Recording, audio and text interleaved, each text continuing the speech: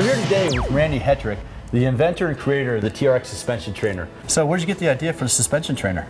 Well, when I was in the SEAL teams, we're deploying all over the world. So, trying to maintain a very, very high level of physical readiness, but deploy to places where you can't really train. There's no gyms, there's nothing. And I had accidentally deployed on an operation with my jiu-jitsu blue belt stuffed into one of my gear bags. And while I was in this little warehouse wanting to train the upper body for a climbing mission, I just, found it, was like, what the heck did I bring this thing for? Yeah. Went out, tied a knot in the end of it, threw it over the top of a door inside this warehouse and started playing around with lifting my own body weight. Oh, right? okay. Part of my body being grounded, part of my body being the resistive force that I could lift against gravity. And one thing led to another. I found some old webbing in one of the spare gearboxes that we had to kind of improve on it a little, and ended up creating kind of the upside down Y that you see today in the TRX. Cool. Okay. How long ago did you create it? Well, that Cro-Magnon prototype was back around 1997, 1996. Okay. And then guys would ask me to, hey boss, make me one of your gizmos, and and I had a buddy out in the parachute loft who would make them for guys in the squadron for cases of beer. Okay. and then over time, I just kept tweaking it. Yeah. And SEALs are pretty innovative cats, especially where it comes to training. And so, guys would come up and say, hey, check this out. Look at, I came up with this or that. And over time, by the time that I was promoting out of the field and decided to go back to business school, and I had a pretty good sense that, at least among the elites, that this was a type of training that was going to catch on. So what are we doing today? What type of workout do you have in store? Well, I thought we'd just give you a little flavor, maybe 15 minutes, so the kind of thing that a trainer could do with a client as part of another workout, at the end of a workout, or give it to a client to take on the road with them.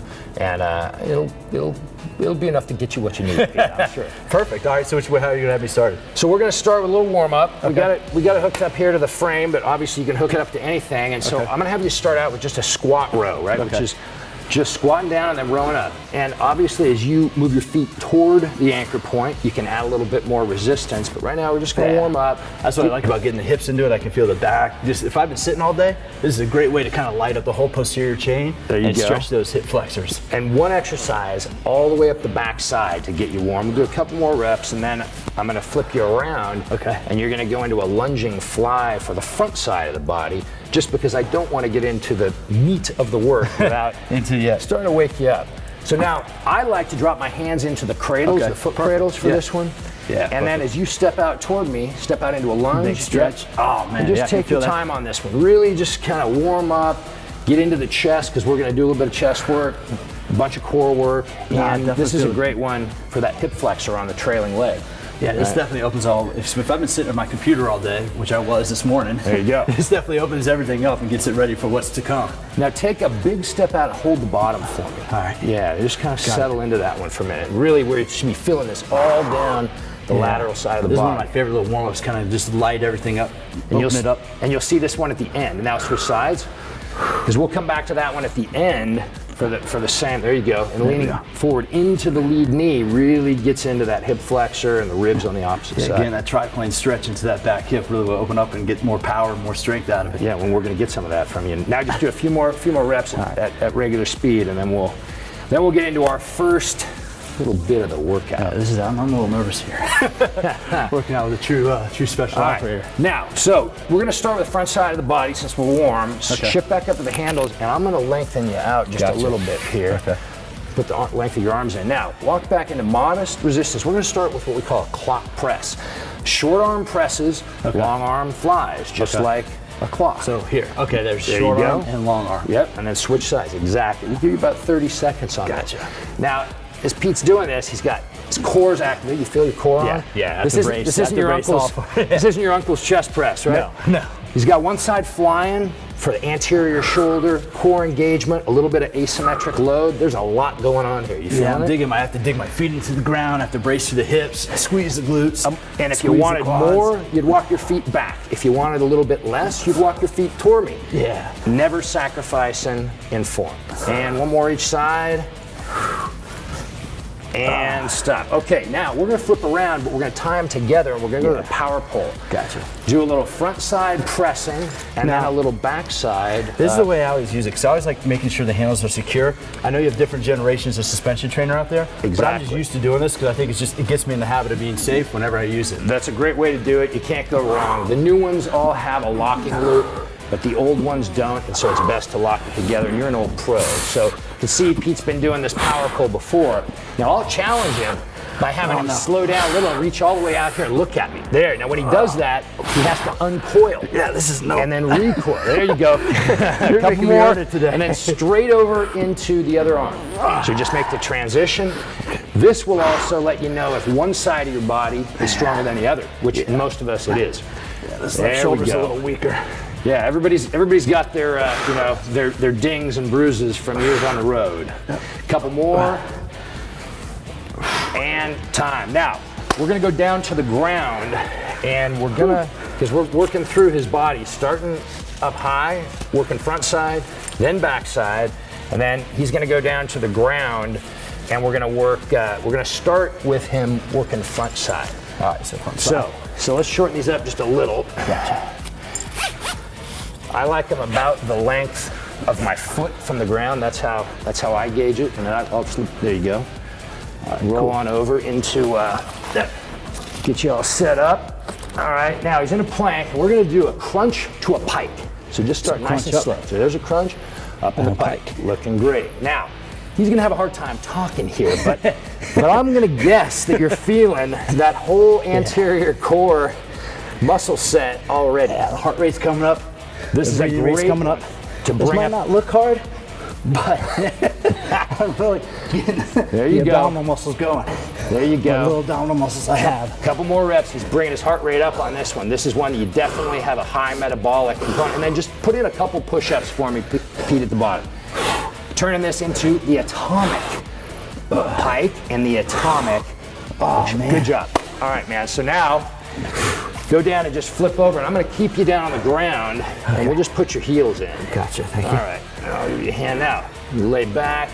You want to make sure that the suspension trainer is basically straight under its anchor point. Does it matter where my feet are, like in terms for resistance? As you move away from the anchor point, gravity is pulling against you, so it gets a little harder. As you push to the other side of the anchor point, gravity helps you, so it's a little easier. Okay. The other ways to make it harder or easier is he can keep his butt on the ground. Now just go ahead and do a keep your butt so on the it's ground. gotta get the movement in here. Yeah, so when you think about different levels of clients, right? Yeah. Keeping the bum on the ground and just thinking about activating down into those heels. Yeah, most people don't think of training the hamstrings like this, but I'm feeling the hamstrings working with the calves as one solid loop, as one solid feedback loop. Absolutely. And so this is a great place to start, but then for a little more advanced, guy like I'm gonna have him lift his butt off the ground. Now he really loads it. So now bring him in, and we're gonna add an abduction. So out here, open up, and then back together. Yeah. Now you talk about a great one for glute and low back integration. Keeping those hips lifted up and everything, right to the hips there. You feeling that? Definitely feel those lateral hips are going. So here, posterior chain and the lateral chain, getting those fascial lines. Whoop, drop my tailbone there. There you go. And that's, you got core training here, but posterior core. Oh man, all right. Couple more. And time. All right, now, his heart rate you can hear is up a little bit. Now he's gonna go up, and where we're gonna finish this one off is, actually, we'll have you do, just because I don't want you to get cheated, we're gonna have you do one crossing balance lunge. Okay. So back in here? Yeah. Cool. And just, you can alternate sides, or you can do one side at a time. We'll bring his heart rate down just a little here because then we're gonna finish it off with a metabolic blast. I like this into the hip though, man. People don't realize that this is a great way for runners. This can help reduce a lot of knee pain. Really getting the medius firing. Loading up that glute.